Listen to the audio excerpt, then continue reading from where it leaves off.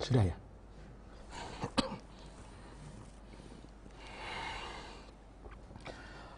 Assalamualaikum warahmatullahi wabarakatuh.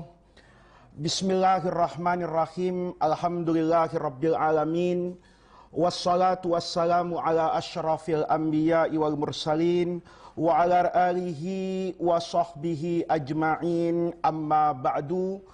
Jamaah Angkatan Muda Ikatan Keluarga Alumni Pondok Pesantren Darur Rahman yang berbahagia, Bapak, Ibu, Saudara-saudari, pemirsa Darur Rahman Media dimanapun berada, alhamdulillah pada sore hari ini kita bisa kembali bertemu dan bermuajahah di dalam majelis kitab hikam yang pada sore hari ini kita akan memasuki hikmah yang ke-9 pada hari Jumat seminggu yang lalu. Kita sudah membahas hikmah yang ke-8 di mana Imam Ibnu Athaillah As-Sakandari berkata, "Idza fatahalaka wijhatan minat ta'arrufi."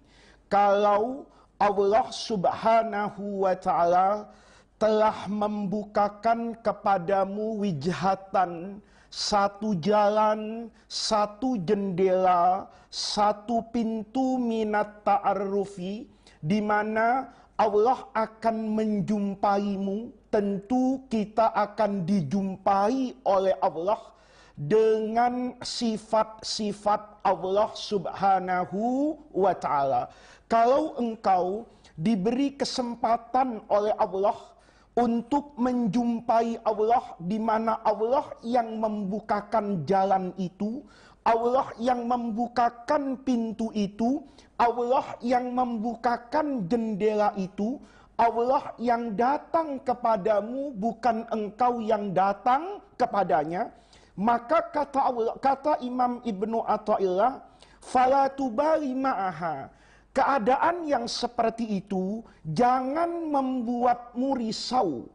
Anqalla amaluka, sekalipun engkau merasa bahwa amal kebaikanmu sedikit, bahwa engkau bukan hamba yang istimewa dalam ibadahnya kepada Allah, bukan hamba yang istimewa dalam taqarrubnya kepada Allah, tetapi tiba-tiba Allah membukakan jalan kepadamu untuk mengenal Allah dan menjadikanmu dekat kepada Allah Subhanahu wa ta'ala. Karena ketika Allah membukakan jalan, bukan kita yang mencari jalan, maka itu adalah karunia Allah Subhanahu wa ta'ala kepada kita. Kalau Allah yang mendatangi kita, itu tandanya rahmat dan karunia. Kita dipilih oleh Allah, yang ayatnya kemarin sudah kita bahas. Ada yang Allah itu memberi hidayah, ada yang memberi yajtabi, ijtiba, istifa, memilih. Makanya Rasulullah itu namanya juga Al-Mustafa. Karena bukan Nabi yang minta jadi Rasul, tapi Allah yang mengangkat Sayyiduna Muhammad sebagai Rasulullah Sallallahu Alaihi Wasallam. Kalau seperti itu, kata Ibnu Athaillah, jangan engkau merasa gelisah. Apa iya saya yang hina? Apa iya saya yang bukan kiai, bukan ustadz, bukan santri, bukan juga orang yang cukup amal ibadahnya, tiba-tiba diberikan karunia oleh Allah Subhanahu wa ta'ala berupa rahmat untuk selalu ingat kepada Allah, untuk selalu evaluasi diri, untuk selalu ingin dekat dengan Allah. Itu murni adalah pemberian Allah.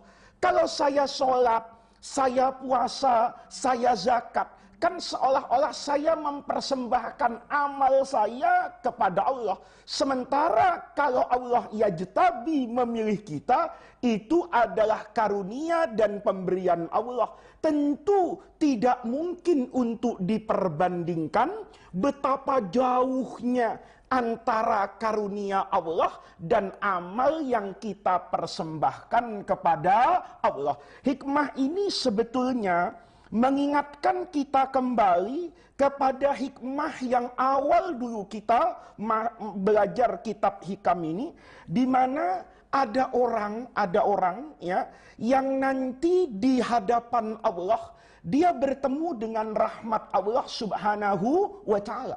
Maka nanti dia akan masuk ke dalam apa ini? Surga. Karena amal seseorang itu tidak mungkin memasukkan orang tadi ke dalam apa ini? Surga. Yang memasukkan kita ke dalam surga adalah rahmat Allah subhanahu wa ta'ala. Oleh karena itu tentu untuk mendapatkan rahmat Allah, kita perlu menjadi hamba yang baik, kita perlu menjadi hamba yang benar. Jadi kemarin sudah saya berikan contoh-contohnya yang jelas, di mana beberapa orang itu kemudian menjadi orang yang luar biasa, menjadi ulama, menjadi wali, menjadi orang zuhud, menjadi orang dengan sifat takwa yang luar biasa.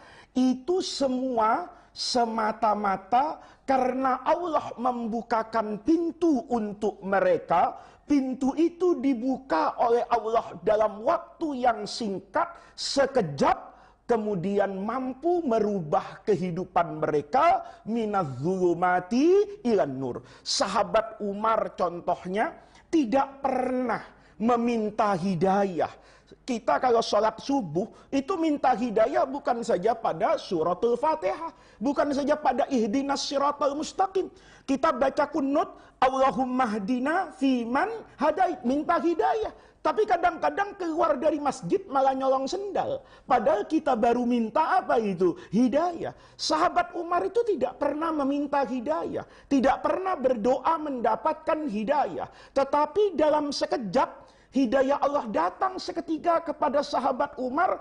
Orang yang berniat membunuh Rasulullah, orang yang serius ingin membunuh Nabi Muhammad, sekarang dimakamkan di samping makamnya Nabi Muhammad, dijadikan oleh Allah sebagai sahabat utama Rasulullah, menjadi wasilah kemuliaan agama Islam pada masa itu. Padahal awalnya sahabat Umar ingin membunuh siapa itu? Rasulullah Sallallahu Alaihi Wasallam. Al-Fudail bin Iyad kemarin sudah saya jelaskan. Malik bin Dinar kemarin sudah saya terangkan jalan kehidupan mereka yang berubah minadz-dzulumati ilan nur, dari orang yang minim pahala menjadi orang yang mungkin pahalanya surplus banyak. Itu Allah robah tidak dengan jalan yang panjang, tetapi karena Allah bukakan pintu taubat, Allah bukakan pintu ma'rifat, Allah bukakan jalan untuk ingat dan mendekat kepada Allah subhanahu wa ta'ala. Maka pada sore hari ini, hikmah yang ke-9 ini berkaitan dengan hikmah yang sebelumnya. Yang sebelumnya yang barusan sedikit kita bahas, itu menjelaskan bahwa orang itu tidak bergantung kepada amalnya. Begitu Allah bukakan jalan, jalan yang Allah bukakan itu tiba-tiba menyentuh keadaan jiwanya. Sayyidina Umar itu kan melihat darah mengucur dari adindanya, adiknya Fatimah bintil Khattab. Karena mau dipukul oleh Sayyidina Umar suaminya itu, karena Umar mendengar bahwa adiknya masuk Islam dan membaca Quran di rumahnya, maka Umar ingin memukul adiknya. Tapi suaminya menghalangi, ingin memukul suaminya, tetapi istrinya yang kebetulan adiknya Sayyidina Umar menghalangi, sehingga tangan sahabat Umar itu bukan menampar yang laki, tapi menampar adiknya yang perempuan. Salat dam kemudian ya darah mengalir dari mulutnya, maka Umar kemudian raqqa qalbuhu, disitulah kemudian Allah robah Sayyidina Umar minaz zulumati ilan nur. Fudail bin Iyad jalan-jalan di pasar, dia melihat ya Allah betapa pandangan orang tentang kejahatannya. Minggu yang lalu saya ceritakan kan, ada anak kecil yang tidak mau menyusu, ada anak kecil yang tidak repot disuapin, maka semua ibu-ibu bilang, kalau nggak mau makan, kamu saya kasih siapa ini? Fudail bin Iyad. Ya Allah, saya ditakuti oleh anak-anak. Jalan sedikit lagi, begitu banyak kafilah dagang, ayo kita berangkat sebelum turun apa ini? Gelapnya malam. Karena Fudail sekarang masih tidur, nanti kalau Fudail bangun, kita semua dibegal, dirampok, tidak ada yang apa ini? Yang selamat. Malik bin Dinar, itu dengan mimpi bertemu anaknya Fatimah. Kisah dia yang dikejar ular, bertemu dengan kakek-kakek yang lemah, yang tidak mau menolongnya, dibacakan sama anaknya, alam ya'ni lilladzina amanu an takhsha'a qulubuhum li dzikrillah. Itu berubah. Oleh karena itu, hikmah selanjutnya yang merupakan kelanjutannya berbunyi tanawwa'at ajnasul a'mali bitanawwu'i waridatil ahwali. Kata Ibnu Athaillah, pengalaman hikmah ke-1, ke-2, ke-3 sampai ke-8 itu menghantarkan saya untuk menyimpulkan. Jadi hikam ini dibuat oleh Ibnu Athaillah dari perenungan panjang. Beliau membaca Quran, beliau melihat hadis, dan beliau juga mempelajari sejarah. Jadi kalian itu santri Darur Rahman atau pemirsa sekalian yang saya muliakan, kalau mau menjadi orang yang bijaksana, baca agama ini secara utuh. Qurannya dibaca utuh, jangan satu ayat kemudian berfatwa, jangan 2 ayat kemudian berfatwa, jangan satu ayat dari satu tafsir kitab kemudian kita merasa itulah makna yang paling benar. Oh tidak. Anda baca Quran, bacalah semua yang ada dalam hazanah tafsir. Kemudian Anda baca hadis. Apakah itu pekerjaan Nabi, apakah itu ucapan Rasulullah. Anda buka buku-buku hadis. Kemudian Anda lihat penjelasan ulama terhadap hadis itu. Kemudian Anda lihat sejarah, perilaku umat manusia sepanjang zaman terkait dengan ayat tersebut, terkait dengan hadis tersebut. Nanti bacaan yang Anda baca, sejarah yang Anda lihat, pelajaran hidup yang Anda alami, kemudian Anda tuliskan menjadi satu ilmu yang hidup. Makanya Ibnu Athaillah As-Sakandari ini kemudian berkata setelah 8 kali menulis hikam, dia mengatakan sekarang tanawwa'at. Nah, tanawwa'at itu kan dari kata-kata nau'un, nau'ani, anwa'.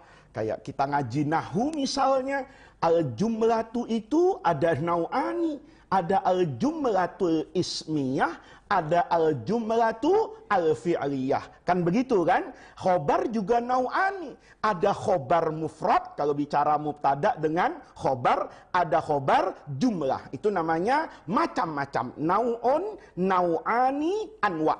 Tanawwa'at ini beragam, bermacam-macam. Apa yang bermacam-macam kata Ibnu Athaillah? Ajnasul a'mal. Ajnas itu jamak dari jenis. Jinsun, jinsani, ajnasun. Tanawwa'at beragam. Apa yang beragam? Ajnasul a'mal.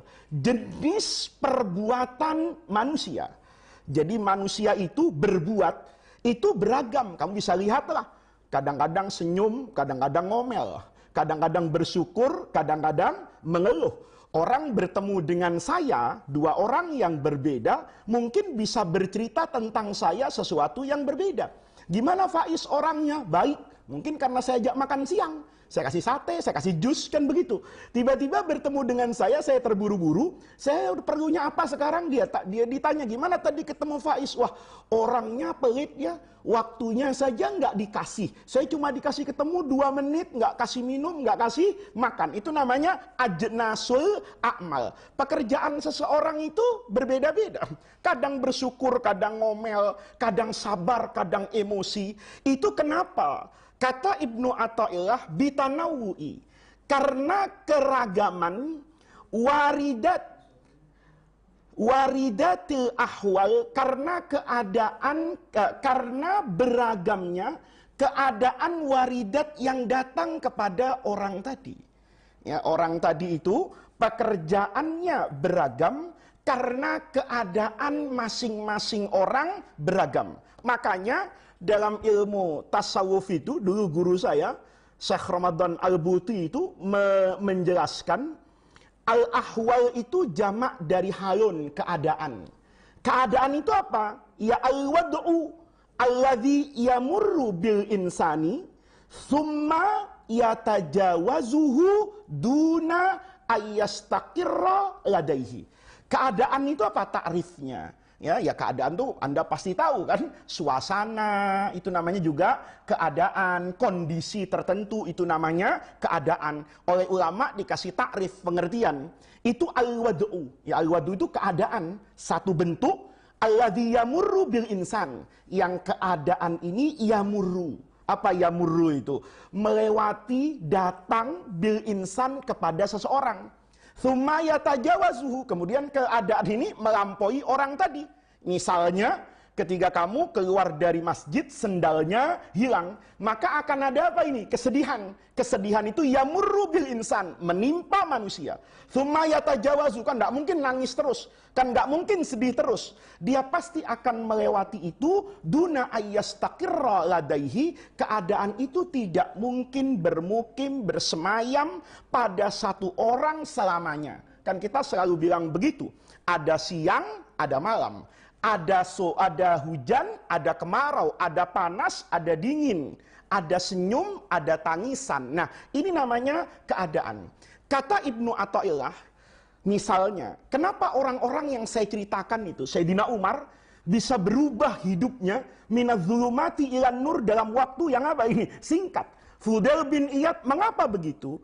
Karena boleh jadi saat dia bertemu dengan sesuatu keadaan, dia punya kondisi yang berbeda dengan saat dia bertemu dengan hal yang sama tetapi pada kondisi yang berbeda. Kita misalnya Fadil nih, ya, misalnya kalau ikut saya ngaji terus, saya rasa kamu bisa jadi orang zuhud luar biasa nih. Kalau ngaji hikam saya tiap, misalnya jangan seminggu sekali.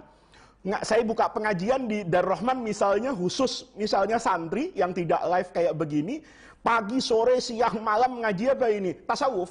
Habis subuh ngaji Ihya misalnya, kemudian nanti mau waktu duha misalnya ngaji Ihya, ya, sorenya misalnya ngaji Hilyatul Auliya, begitu pokoknya kitab-kitab tasawuf. Maka Fadil itu bawaannya, saya yakin ingin jadi Imam Ghazali itu.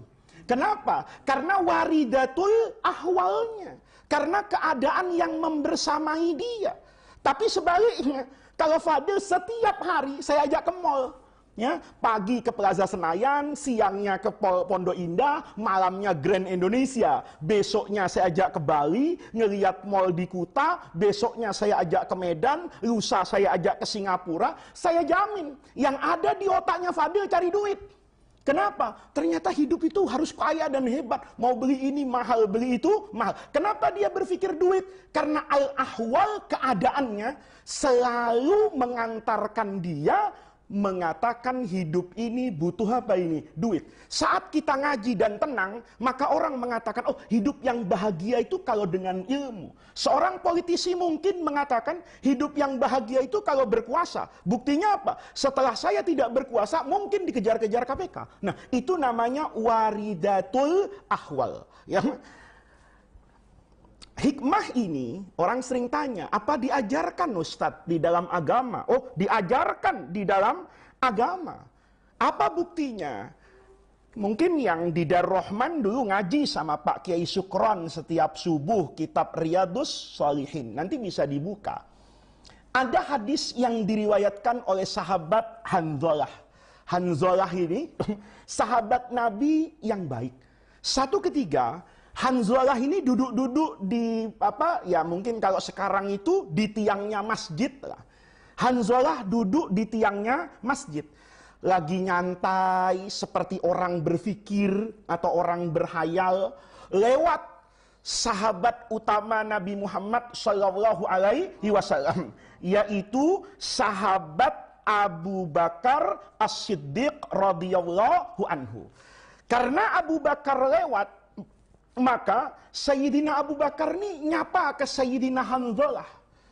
Ya Hanzalatu, wahai sahabatku Hanzalah, apa kabarmu? Kan kita kalau ketemu orang nanya, apa kabarmu? Alhamdulillah, banyak hutang, kan begitu ya. Apa kabarmu? Alhamdulillah, banyak uang. Alhamdulillah, kan begitu kalau orang bertemu selalu bertanya apakah kabar. Sahabat Abu Bakar tanya, wahai Hanzalah, apa kabarmu? Maka Hanzalah itu jawab. Kata Sayyidina Hanzalah, nafaqa Hanzalatu. Hanzalah hari ini jadi orang apa ini? Munafik. Lihat nih.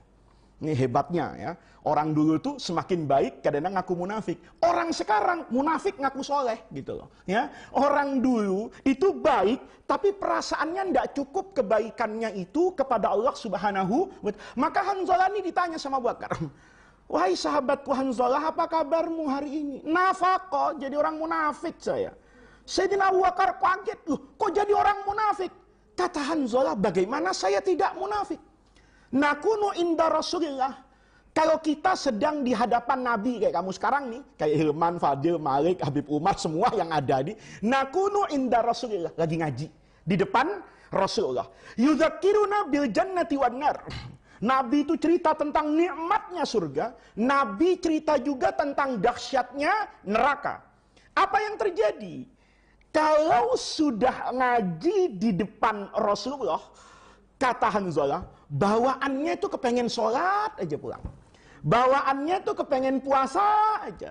Bawaannya kepengen sedekah aja. Bawaannya kepengen amal soleh aja. Kenapa? Lagi ngaji. Kata siapa ini? Kata Hanzalah. Saya kalau lagi dengar Rasulullah ngaji, itu berpikir, nanti malam saya mau tahajud 70 rakaat. Nanti malam saya mau sholat hajat 70 rakaat. Nanti malam saya mau sholat witir 11 rakaat. Nanti malam saya mau baca Quran 10 juz. Besok pagi saya mau puasa Daud. Kan begitu. Besok pagi ketemu anak yatim mau saya kasih pizza 1 truk. Besok pagi ketemu fakir miskin mau saya kasih uang 1 juta. Kata siapa ini? Hanzalah. Tapi fa'in rojakna, kalau kita sudah apa ini? Pulang, ketemu anak, ketemu istri, kita ini dipermainkan oleh apa ini? Dunia. Ngelihat anak kita bajunya ndak bagus, kepengen memberikan baju bagus. Ketika kepengen memberikan baju bagus, itu butuh uang. Ketika uang butuh apa ini? Kerja, mungkin terfikir yang halal, mungkin terfikir yang subhat. Na'udzubillah, sampai terfikir yang apa itu? Yang haram. Kata Hanzalah, tapi kalau sudah pulang ke rumah, ngelihat ruko, ngelihat kontrakan, ngelihat showroom mobil, ngelihat model handphone, ngelihat mall, ngelihat pasar, ngelihat apa yang Allah bukakan dari perhiasan dunia ini, saya menjadi lupa dengan keinginan untuk apa ini? Ibadah tadi. Nah, itu para hadirin membuktikan bahwa reaksi seseorang dalam bentuk pekerjaan apapun itu akan selalu terkait dengan waridatul ahwal. Kaidah tasawuf ini yang disampaikan oleh Ibnu Athaillah itu sebetulnya bukan kaidah yang asing buat orang yang belajar Islam. Karena di dalam fikih itu ada kaidah yang sama. Cuma diterapkan untuk menetapkan hukum halal, haram misalnya. Apa itu? Mungkin yang kelas 3 di Darul Rahman, 3 sanawiyah pernah belajar. Al-hukmu yaduru ma'illatihi wujudan wa adaman. Hukum terhadap sesuatu itu terkait dengan ilat. Ilat itu alasan hukumnya. Kalau alasan hukumnya ada, maka hukumnya ada. Kalau alasan hukumnya nggak ada, maka hukumnya nggak ada. Apa contohnya? Khamr. Khamr itu kan banyak sifatnya. Dia benda cair misalnya di zaman Nabi. Dia punya rasa, dia punya bau, dia punya warna, dia memabukkan. Ini namanya al-awsaf.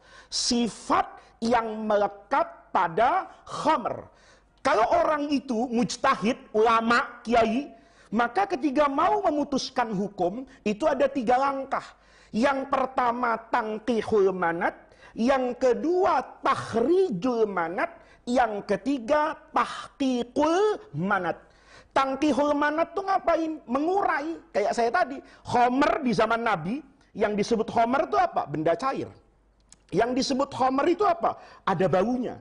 Yang disebut khomer itu ada apanya? Rasanya. Yang disebut khomer itu ada apanya? Warnanya. Yang disebut khomer itu al-iskar, memabukkan. Dari sekian sifat ini, maka kita urai. Kalau khomer haram karena benda cair, rasanya mustahil. Karena air putih juga halal sekalipun dia benda cair. Teh, kopi itu halal sekalipun benda cair. Apakah warna berpengaruh? Tidak. Minuman warnanya merah apa menjadi haram karena merahnya mirip dengan darah? Tidak.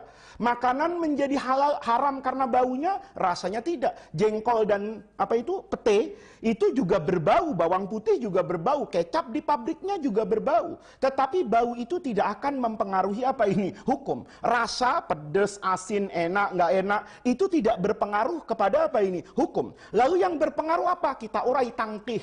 Nah, setelah kita urai, takhrij, kita keluarkan nih satu al-wasful munasib, kata ulama usul fikih. Yang pas ini al-iskar, memabukkan. Oh iya, berarti khomer itu haram kalau memabukkan. Sekarang misalnya kita memiliki khomer namanya jadi whisky. Mungkin warnanya berbeda, mungkin rasanya berbeda, mungkin bahan bakunya berbeda dengan masa Rasulullah, tetapi substansi memabukkannya ada. Maka itu namanya tahqiqul manat. Whisky hukumnya haram, bir bintang hukumnya haram, karena di dalam minuman ini ada sifat memabukkan yang ada pada khomer. Kalau sifatnya hilang, tidak ada, jus mangga misalnya. Kalau sifatnya hilang, misalnya air mineral. Kalau sifat memabukkannya hilang, misalnya minuman bersoda kayak Fanta, Coca-Cola, maka dia hukumnya menjadi halal. Kenapa? Al-hukmu yaduru ma'illatihi wujudan wa adaman. Paham ya ini? Nah, sama dengan kaidah tasawuf ini. Orang itu, kalau kita melihat orang lain melakukan satu pekerjaan, maka dalam kacamata tasawuf, kita nggak boleh terlebih dahulu menghakimi orang itu sebelum kita tahu dia bereaksi seperti itu karena apa? Karena boleh jadi ada keadaan tertentu yang memaksa dia, yang mendorong dia untuk melakukan pekerjaan tertentu tadi, sekalipun pekerjaan tertentu tadi tidak lazim untuk saya kerjakan, tidak lazim untuk Anda kerjakan, tidak pantas dikerjakan oleh saya, tetapi orang tadi boleh, bahkan harus mengerjakan itu. Kenapa? Ada keadaan tertentu yang mendorong dia untuk mengerjakan itu. Ada keadaan tertentu yang membuat dia tersentuh betul dengan apa yang Allah berikan, sehingga Malik bin Dinar langsung taubat, sehingga Fudail bin Iyad langsung taubat. Ambil contohnya, ya, ambil contohnya. Reaksi orang itu bergantung kepada keadaannya. Di situ nanti orang akan tahu kebersihan hatinya. Di Irak itu ada sufi besar, Ma'ruf al-Qarahi. Kalau Anda di Indonesia selalu ingat dengan Imam Junaid al-Baghdadi, misalnya dikatakan Ra'sun fit tasawuf, Ra'sun fit zuhdi misalnya, maka Ma'ruf al-Qarahi ini wali besar. Wali besar yang terkenal lah ya. Mungkin mudah-mudahan kita bisa ziarah kubur ya, ke kuburannya Ma'ruf al-Qarahi. Ini imam, ini orang besar, ini sufi besar yang melakukan riyadah dan mujahadatun nafsi, membersihkan jiwa. Satu ketiga, Ma'ruf al-Qarahi ini cerita sama muridnya. Dia cerita sama siapa ini? Muridnya. Kata Ma'ruf al-Qarahi, kuntu astaghfirullahal azima. Saya ini kuntu itu kan fi'il madi. Pernah istighfar kepada Allah arba'ina sanatan. Berapa lama ini? 40 tahun. Saya ini pernah minta ampun sama Allah selama 40 tahun. Muridnya itu mikir itu, Masya Allah. Kalau istighfar 40 tahun, ini kira-kira dosa apa yang dilakukan oleh siapa ini? Guru. Ma'ruf bilang, kamu tahu, saya istighfar 40 tahun itu min qawli alhamdulillahi rabbil alamin. Karena saya mengucapkan hamdalah pada satu masa. Ini nggak masuk akal ini, ya. Orang mengucapkan hamdalah istighfar. Kalau orang ngomong buset istighfar itu wajib, ya. Itu wajib, ya. Malik misalnya, ya, dipanggil sama Pak Kiai, Malik coba lihat itu, kok kayaknya di belakang itu ada pisang jantungnya 3, ya kan? Bener enggak kata Pak Kiai? Atau semangka di belakang tuh sudah berbuah? Nah, Pak Kiai dengar gosip misalnya, Malik berangkat ke kebun belakang masjid itu. Begitu dilihat ternyata benar, ada pisang jantungnya 3. Ada semangka baru ditanam kemarin, sudah tinggi dan berbuah. Kata Malik, buset. Ya kan? Saya tentu mengatakan, Malik, kamu istighfar loh. Karena mestinya ngomongnya subhanallah. Kalau pernah ngaji kan begitu. Kalau saya misalnya berkata-kata yang buruk, berkata-kata yang jelek, pantas toh untuk apa ini? Istighfar. Atau saya bersikap yang tidak baik. Ada cewek cakep lewat depan masjid, saya pelototin, padahal saya ustadz, kan begitu kan? Maka pantas kalau kira-kira saya bilang, astagfirullah 40 tahun saya lagi ngajar hikam di masjid, tahu-tahu ada cewek apa ini lewat, sempat-sempatnya ustadznya ngelirik. Saya istighfar wajar enggak? Wajar. Tapi kata Ma'ruf, saya ini murid-muridku beristighfar kepada Allah itu karena saya ngomong alhamdulillah pada satu masa. Muridnya bilang, guru, apa yang salah dengan mengucapkan apa ini? Dengan mengucapkan apa ini? Hamdalah. Kata Ma'ruf begini.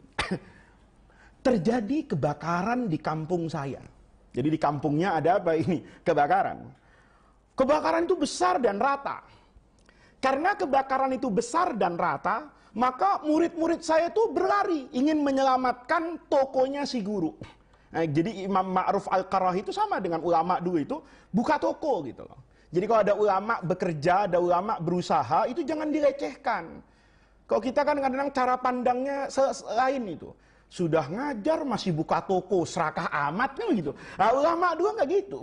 Ulama dulu itu memandang mengajar, mengaji, ceramah itu satu kewajiban. Jadi mereka tidak mau meminta apapun. Sehingga mereka butuh bekerja untuk mendapatkan apa ini? Rezeki. Imam Abu Hanifah tuh cari duitnya di mana? Di pasar. Beliau buka toko, ya toko pakaian. Sementara di masjid kata Imam Abu Hanifah, ini bukan pekerjaan saya. Kalau kita kan salah tuh, ya Muhammad Faiz di KTP-nya. Pekerjaan apa? Ustadz. Ya udah pasti pasang tarif, ya kan? Begitu disuruh ngajar, lihat gaji. Gajinya nggak sesuai, berhenti. Ya, amplopnya nggak sesuai, nggak datang. Kenapa? Karena mengajar dan berdakwah dianggap sebagai apa itu? Pekerjaan. Ulama dulu berdakwah, mengajar, mengaji, meriwayatkan hadis, itu dianggap sebagai apa itu? Kewajiban. Kalau dia mampu, dia kerjakan. Kalau dia tidak mampu, ya dia tidak mengerjakan. Karena itu adalah kewajiban. Maka Ma'ruf itu punya toko. Ya. Begitu punya toko, Imam Ma'ruf Al-Qarrahi ini kebakaran di pasarnya. Maka lari murid-muridnya. Begitu selesai kebakaran, lapor nih. Guru-guru, luar biasa. Toko guru nggak kebakar.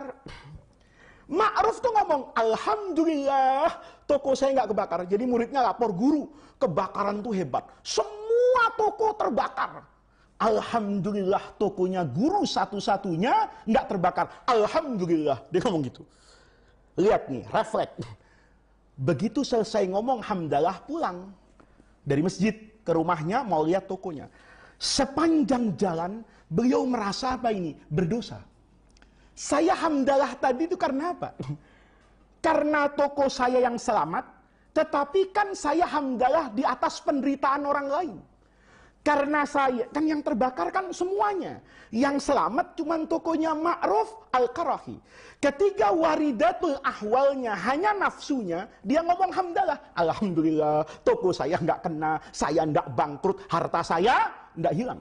Tapi lupa, innamal mu'minuna ikhwatun. Itu. Tapi lupa, masalul mu'minina fi tawadduhim wa tarahumihim kal jasadil wahid. Orang yang beriman itu harus seperti satu jasad. Ya, idastaka minhu udun, kalau kepalanya pusing, maka mulut juga bereaksi, nggak enak makan. Kan nggak ada orang sakit makan sop 3 mangkok, ya itu pasti nggak sakit itu. Karena kalau sakit, hatinya sedang sedih, hatinya ngasih sinyal ke otak, otak ngasih sinyal ke muka, maka orang yang sedih itu mukanya tidak apa itu, tidak ceria. Maka kaum muslimin tuh kalau satu ditimpa musibah, seharusnya yang lain juga merasa apa ini, bersedih. Kata Ma'ruf Al-Qarahi, ya subhanallah, begitu saya dengar semua toko terbakar, toko saya yang tidak terbakar, maka saya seolah bersyukur bahwa saya selamat dan orang lain tidak selamat. Maka waridatul ahwalnya berbeda. Nah ini penting nih, ya. Ya, kita kan punya kaidah itu, kaidah umum, ya, kaidah umum. Kaidah umumnya itu apa misalnya, ya? Kaidah umum kita itu, ya, kalau dikasih bersyukur. Kalau nggak dikasih bersabar. Kalau dikasih nikmat, bersyukur. Kalau dikasih ujian, bersabar. Itu umum. Tapi keadaan orang yang soleh, itu kadang-kadang berubah. Kalau dikasih, bersabar. Kalau nggak dikasih, malah bersyukur. Kalau saya diangkat jadi presiden, kan tasakuran saya di Darul Rahman. Ya. Fadil bisa staf ahli, Hilman bisa langsung staf khusus ini. Kalau saya jadi presiden, ya sayangnya saya nggak jadi presiden. Jadi 2 orang ini tetap di Darul Rahman Media, gitu. Kalau saya jadi presiden, mesti saya tuh tasakuran kan. Begitu saya jadi mau ikut kontestasi nyalon jadi presiden, begitu jadi saya bersyukur. Begitu nggak jadi, bersabar. Itu karena kepentingan hawa nafsu saya ingin berkuasa. Tapi kalau saya menyelamatkan akhirat saya berpikir nanti, kalau saya ini nanti di akhirat, kan cuma ditanya urusan anak saya, istri saya, paling lebar urusan Darul Rahman. Tapi saya nggak ditanya urusan masyarakat secara umum.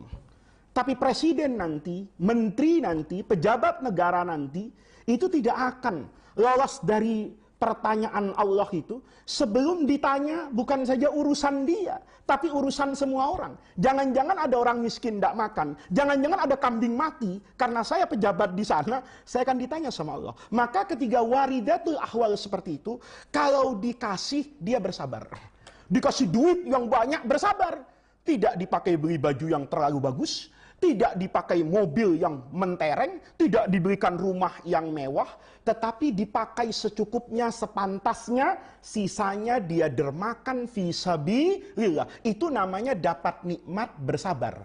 Kalau nggak dikasih justru bersyukur. Alhamdulillah, cuman nggak ada nih yang kayak begini sekarang. Alhamdulillah miskin. Kalau miskin, itu nanti di akhirat kan sebetulnya pemeriksaannya cepat itu. Kayak truk kosong itu, kan nggak pernah ditimbang sama dishub. Yang ditimbang itu truk yang ada apanya itu. Isinya ditanya, apa isinya? Ya kan, ditanya-tanya. Kalau truk kosong, apalagi nggak bawa mobil, kan nggak ditanya, lewat aja. Kata orang yang waridatul ahwalnya akhirat, maka dia katakan alhamdulillah nggak jadi orang kaya. Karena nggak jadi orang kaya, nanti saya tidak ditanya akan harta saya. Di Mesir itu ada profesor yang buta. Banyak muridnya yang mengatakan operasi saja. Operasi apa ini? Mata, supaya matanya bisa apa ini? Ngelihat. Apa kata beliau? Enggak apa-apa, saya tetap buta. Dengan itu meringankan hisab saya. Saya syukuri buta saya, karena nanti di antara panca indera saya di akhirat, yang tidak akan dimintakan pertanggungjawaban itu adalah apa itu? Mata. Kalau mata saya, ya nauzubillah, banyak banget tanggung jawabnya. Ngelihat cewek naksir, ya kan, ngelihat janda godain, lihat duit ijo, ya kan, lihat kekuasaan kepengen. Nah, itu namanya waridatul ahwal. Jadi kalau nanti kita melihat orang tertentu melakukan aktivitas tertentu, sesoleh apapun atau tidak pantas misalnya, itu tetap kita katakan jangan-jangan ada waridatul ahwal yang berbeda. Ma'ruf Al-Qari istighfar. Ada lagi sufi besar ini, pamannya, paman dari ibu. Jadi ini adalah saudara ibu kandungnya Imam Junaid Al-Baghdadi. Imam Junaid Al-Baghdadi itu punya paman, namanya Sariyuddin As-Sakti. Orang nyebutnya As-Sariyu As-Sakti. Ada yang nyebutnya Sariyu As-Sakti. Ini sufi besar juga ini. Imam As-Sari As-Sakti misalnya di dalam banyak literatur sejarah, oh ini maaf ya, yang saya barusan cerita itu bukan Ma'ruf Al-Qarahi, itu As-Sari As-Sakti, yang tokonya terbakar tadi itu adalah As-Sari As-Sakti. Ya, jadi As-Sari As-Sakti itu bukan Imam Ma'ruf Al-Qarahi, yaitu berbeda ya. Nah, ini As-Sari As-Sakti itu yang tadi saya sampaikan. Kemudian ada Imam Abu Yazid Al-Bustami dulu, ya. Imam Abu Yazid Al-Bustami. Imam Abu Yazid Al-Bustami ini luar biasa juga. Ini diceritakan ada dua orang. Ini yang saya mau ceritakan. Ini ada yang mengatakan riwayat dari Imam Ma'ruf Al-Qarahi, ada yang mengatakan kejadian ini dialami oleh Imam Abu Yazid Al-Bustami. Jadi dua orang itu ya. Mohon maaf para hadirin, ini saya ralat. Ya, sebagai guru saya juga manusia, kadang-kadang banyak sekali di kepala saya menjadi lupa cerita-cerita orang itu. Jadi yang tadi alhamdulillah istighfar dari hamdalah itu adalah Imam As-Sari As-Sakti. Sementara yang mau saya ceritakan ini kejadian diriwayatkan oleh guru-guru saya, itu juga di Ihya ada, itu adalah Imam Ma'ruf Al-Qarahi atau Imam Abu Yazid Al-Bustami. Dua orang ini terkenal sebagai orang apa ini? Soleh. Terkenal sebagai orang apa ini? Soleh, pangkatnya sudah imam ini.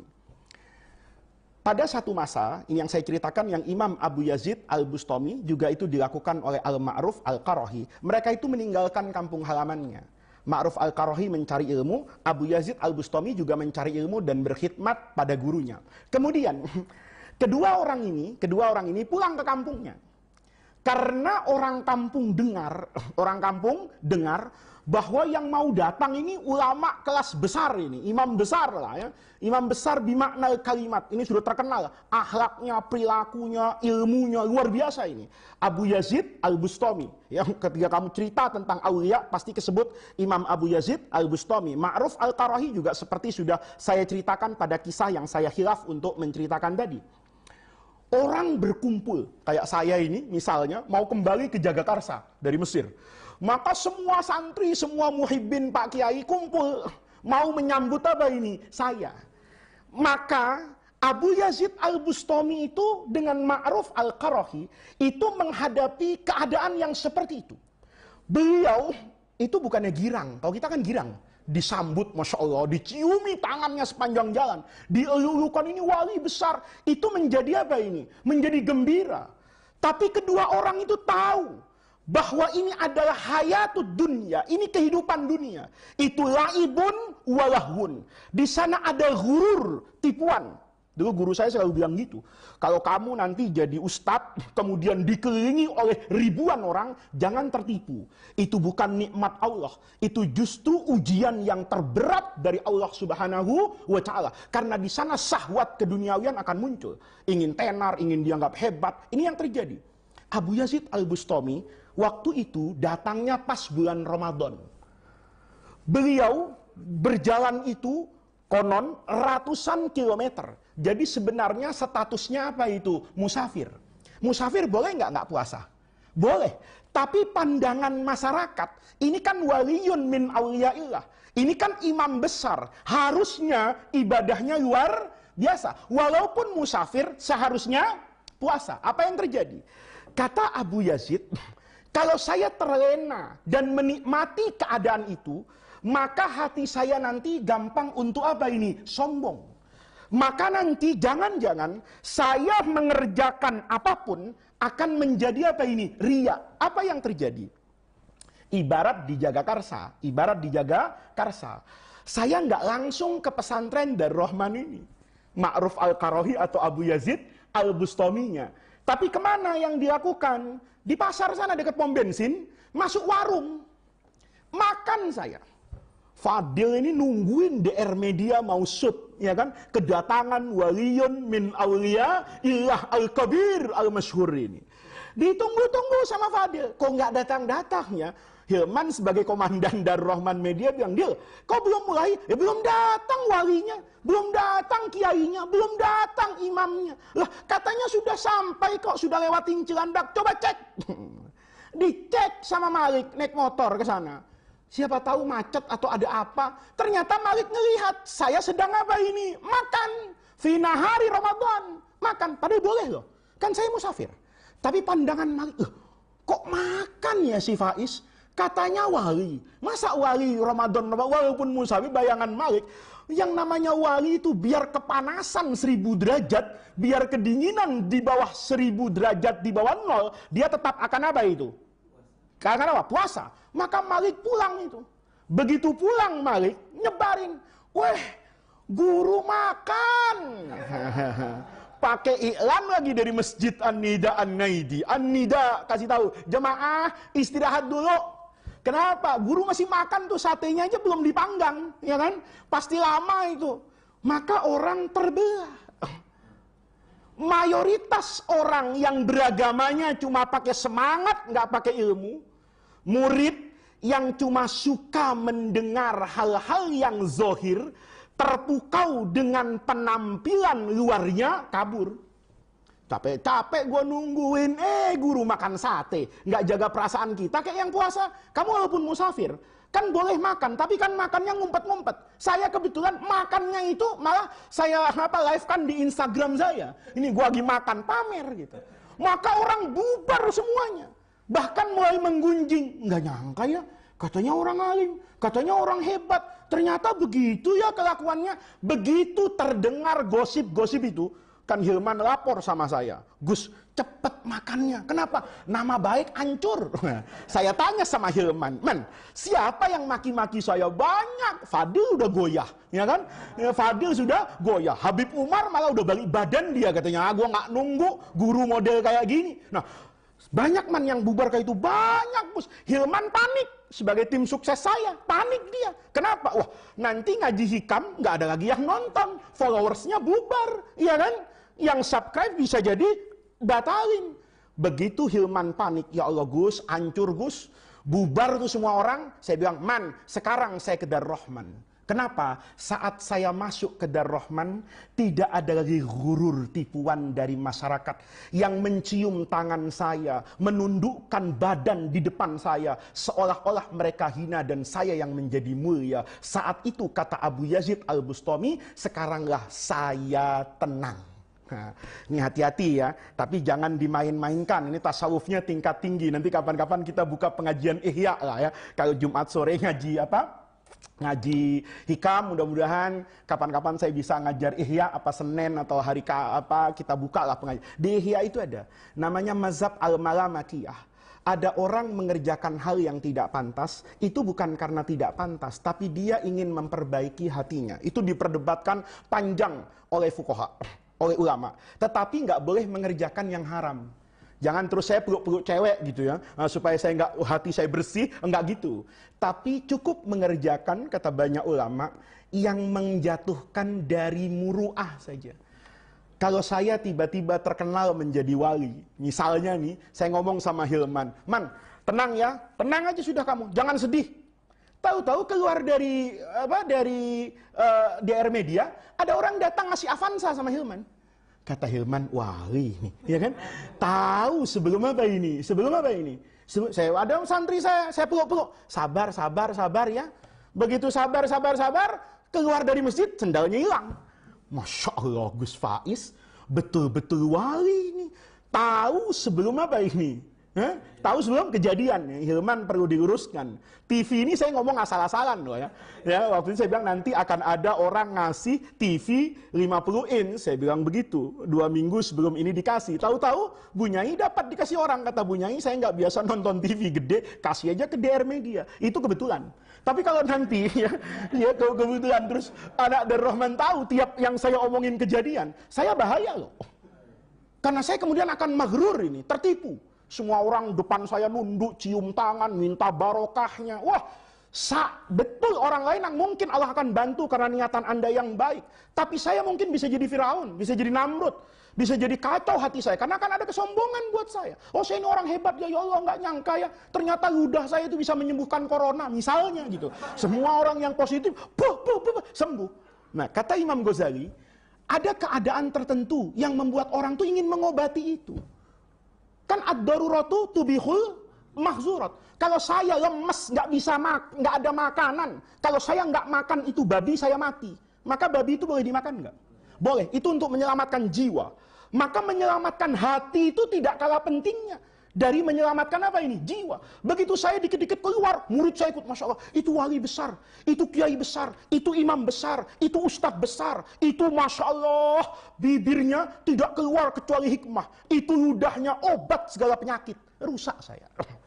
Maka untuk merusak itu, besok pagi saya minta Hilman ke Bandung beli celana jeans di Cihampelas. Man, cari celana jeans ya. Kalau bisa man yang sobek-sobek man. Tapi jangan kelihatan auratnya. Ya, kalau sampai kelihatan auratnya kan dosa saya mah. Tapi kalau saya pakai celana jeans, kan Darrohman gempar. Ya, kalau saya besok pakai celana jeans yang ada belelnya itu, ya, yang kayak ada rambutnya, terus disobek-sobek, terus pakai apa kaos yang gambar lidah orang keluar, gitu kan, yang panjang misalnya, ya, misalnya, terus rambut saya, misalnya saya sasak kayak apa beruang misalnya, kayak serigala modelnya, saya keluar kayak gitu. Kamu mungkin batal mencari ilmu dari saya. Kamu batal dari mencari ilmu dari saya.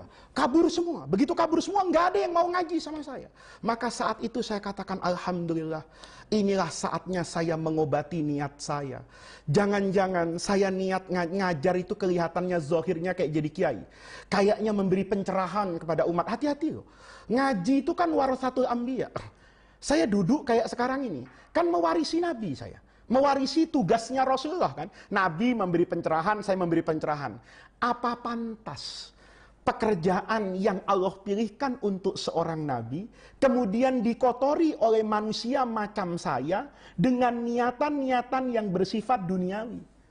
Saya kepengen ngajar. Niatnya masyhur. Begitu terkenal, followersnya banyak, saya nyalon jadi gubernur. Saya nyalon jadi bupati, saya dukung si A, karena saya punya kekuatan politik. Setiap ada caleg datang ke saya, Pak Faiz saya mau nyalon jadi gubernur di sini, gampang. Santri saya itu dari Pulau Gadung sampai Tanah Abang. Ya. Santri saya dari Jagakarsa di selatan sampai Meruya sana.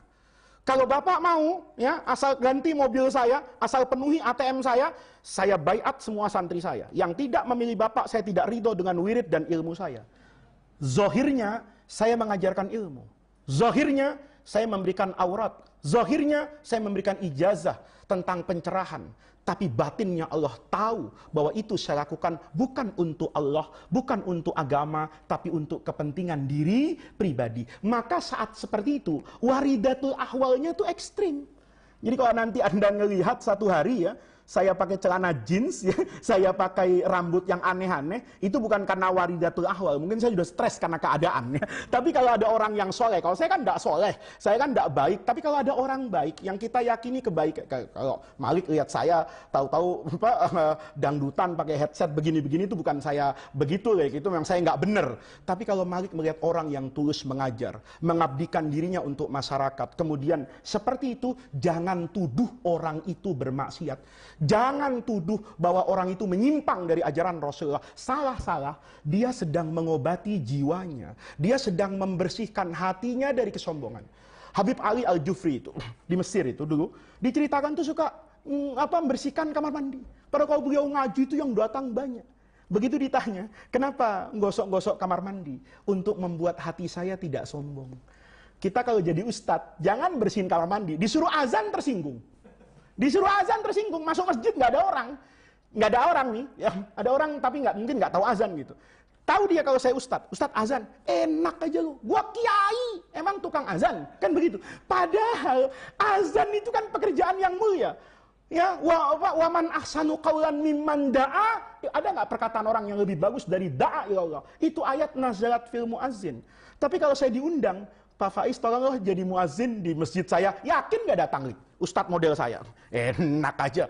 Gua al-alimul kabir, al-mukarram, walaupun kelakuan saya al-muharram mungkin setiap hari. Nah, itu namanya tanawwa'at ajnasul a'mali bitanawwu'i waridati al-ahwal. Jadi kalau Anda, ini positifnya, ingin yang baik-baik, maka buatlah keadaan itu baik. Sehingga apa yang Anda kerjakan didorong oleh keadaan yang baik. Umar bin Khattab yang berubah, Malik bin Dinar yang berubah misalnya, ya, Fudail bin Iyad. Oh ya, saya ingat lagi nih, Fudail bin Iyad. Kita udah cerita ya minggu yang lalu ya, Fudail bin Iyad itu.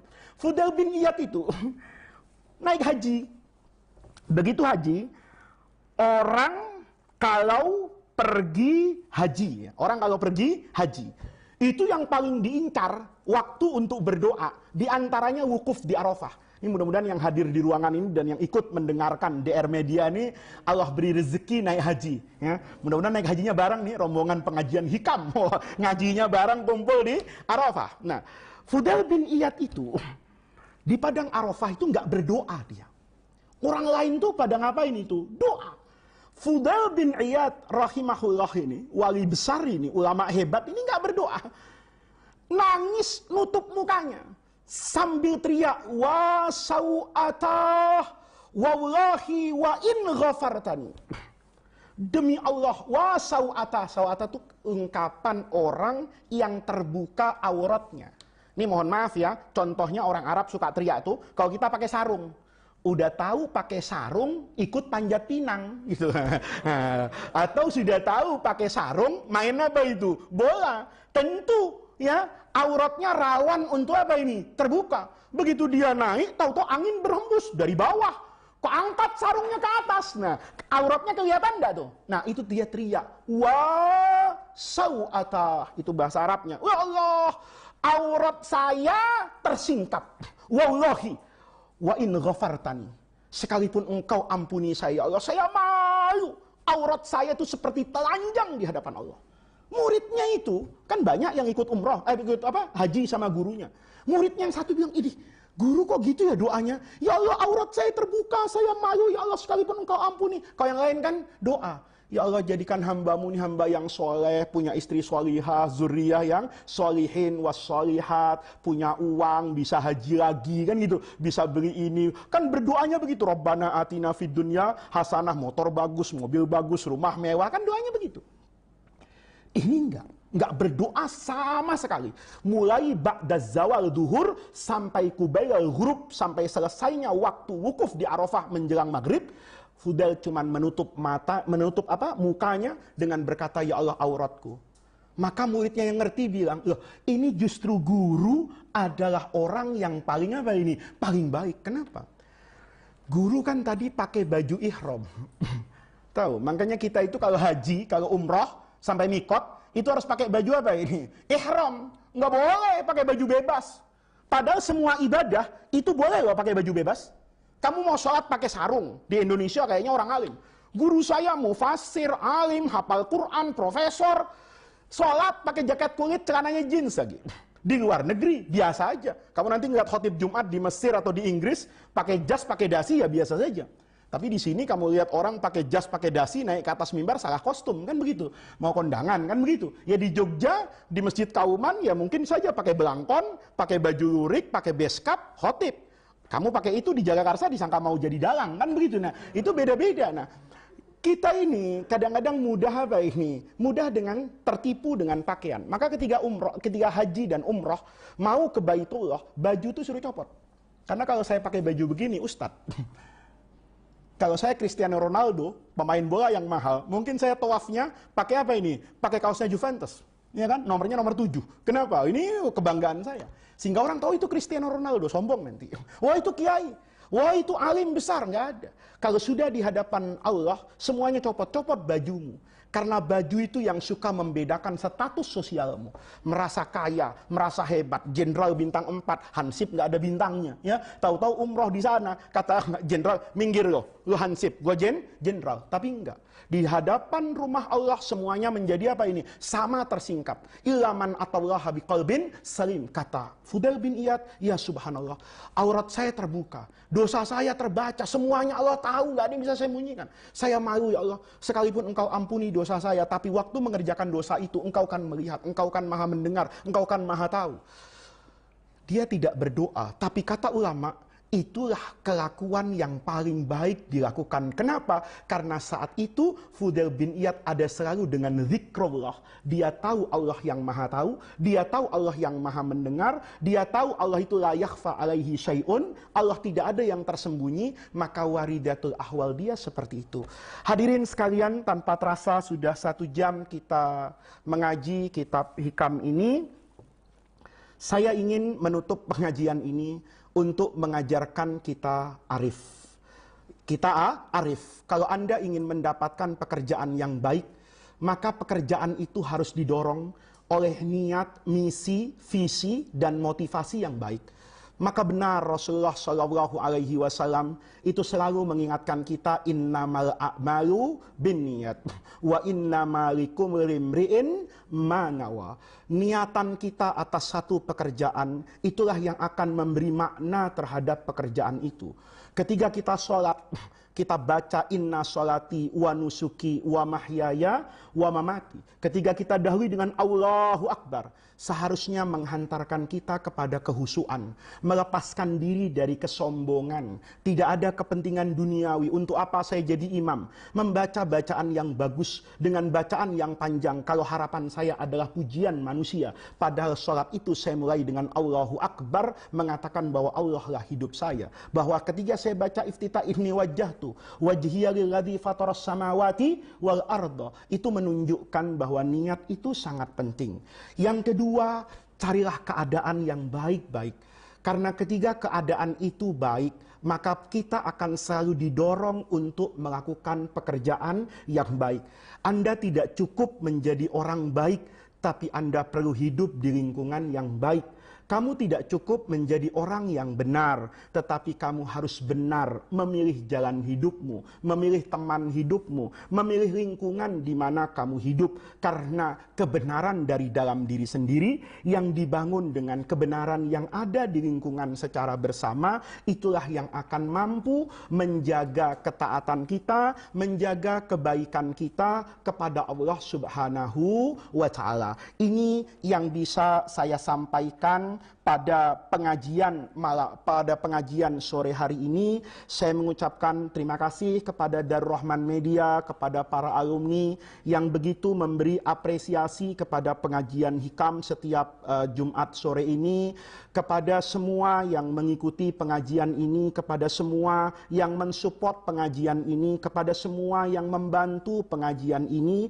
kepada semua yang hadir di pengajian ini, baik yang memberi pengajian, yang diberi pengajian, yang mengajar maupun yang diajar. Mudah-mudahan Allah Subhanahu wa Ta'ala senantiasa meneguhkan keimanan kita, keislaman serta keihsanan kita semua. Mudah-mudahan hadirnya kita di majlis ini, baik yang hadir secara langsung di Darul Rahman Media maupun yang hadir melalui saluran YouTube Darul Rahman Media, mudah-mudahan kehadiran kita, duduknya kita, menyimaknya kita, tunduknya hati kita dengan apa yang diajarkan oleh Al-Imam Ibnu Athaillah di dalam hikamnya, Allah catat sebagai wasilah untuk kita mendapatkan khairat dunia wal akhirah.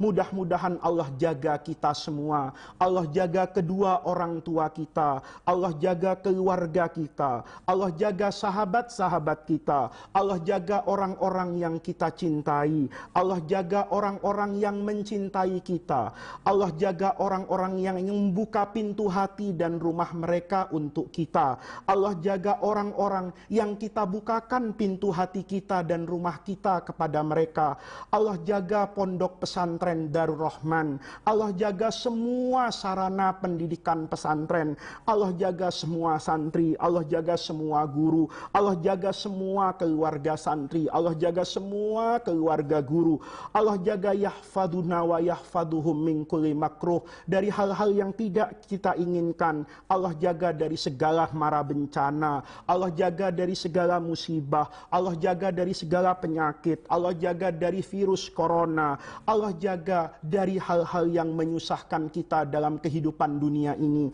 Mudah-mudahan Allah berkahi kehidupan kita, Allah luruskan kebaikan kita, Allah berikan kebaikan yang hakiki buat kita fit dunya wal akhirah. Mudah-mudahan Allah panjangkan umur kita semua, Allah panjangkan umur kedua orang tua kita, Allah panjangkan umur semua orang yang kita cintai dan orang yang mencintai kita dalam umur yang panjang, dalam ketaatan kepada Allah Subhanahu wa Ta'ala, dalam merasa syukur yang panjang atas karunia yang Allah berikan, dalam kesabaran yang panjang menghadapi ujian yang Allah berikan kepada kita dan mereka dalam kehidupan yang penuh liku ini.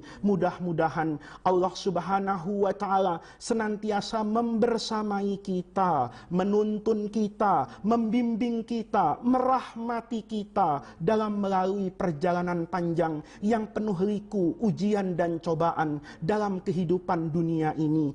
Ala hadhihin niyah wa ala kulli niyatin shalihah wa ila hadratin nabiyil mustafa Muhammadir Rasulillahi al-Fatihah.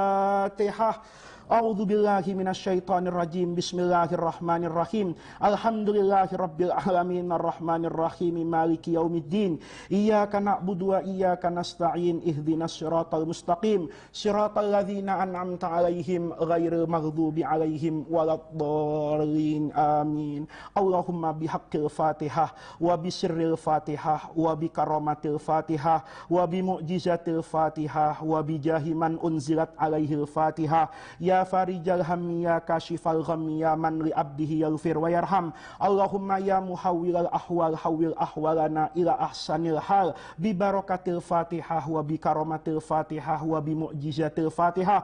Allahumma inna nas'aluka wa natawajjahu ilaika bi jahi nabiyyika Muhammadin sallallahu alaihi wasallam nabiyyir rahmah. Natawajjahu ilaika bi jahi hadan nabiyyi ya arhamar rahimin antarhamana wa antuwaffiqana ila ma tuhibbuhu wa tardah. Allahumma qdi hawaijana birahmatika ya arhamar rahimin, birahmatika ya arhamar rahimin, birahmatika ya arhamar rahimin. Rabbana atina min ladunka rahmah wa hayyi lana min amrina rasyada. Allahumma Rabbana atina fid dunya hasanah wa fil akhirati hasanah wa qina adzabannar. Allahumma la tahrimna khaira ma indaka li syarri ma indana. Subhana rabbika rabbil izzati amma yasifun wa salamun alal mursalin walhamdulillahi rabbil alamin.